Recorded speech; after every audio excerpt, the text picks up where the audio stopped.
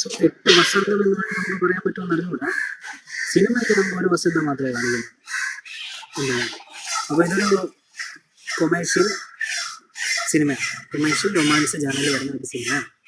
സിനിമയുടെ കഥ എന്ന് പറയുന്നത് പ്രോട്ടോഗോണിസ്റ്റ് നമ്മുടെ നായികയാണ്. പുള്ളിക്കാരി ഒരു വൺ ടൈം അല്ലെങ്കിൽ പാർട്ട് ടൈം എന്ന് പറയാൻ പറ്റുമെന്ന് അറിഞ്ഞൂടാ, ജസ്റ്റ് ഒരു റൈറ്ററാണ്. അങ്ങനെ ജീവിച്ചു പോകുന്ന സാധാരണക്കാരിയാണ്. മാർഷൽ ആർട്സ് കൂടെ ആണ്. മാർഷൽ ആർട്സിൽ ജഗതിയില്ലാടി രാജാവാണെന്ന് വേണമെങ്കിൽ നമുക്ക് പറയാം. സോ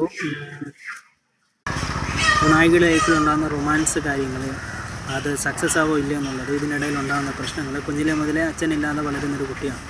അപ്പോൾ വഴിതെറ്റിപ്പോവോ അല്ലെങ്കിൽ നല്ല വഴിയിൽ കൂടെ നടക്കോ ഇല്ലയോ എന്നുള്ളതൊക്കെ സംസാരിക്കുന്ന ഒരു സിനിമയാണ് 8 വസന്തം.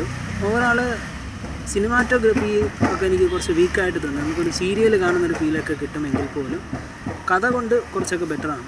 ഒരു തവണയൊക്കെ വേണമെങ്കിൽ സമയമുണ്ടെങ്കിൽ കണ്ടിരിക്കാവുന്ന കുഴപ്പമില്ലാത്ത ഒരു ആവറേജ് പടമാണ് 8 വസന്തം. സോ നിങ്ങൾ കണ്ടുവരാണെങ്കിൽ ഉറപ്പായിട്ട് നിങ്ങളുടെ ഒപ്പീനിയൻ കമൻറ്റിൽ ലീവ് ചെയ്യുക. 8 വസന്തം.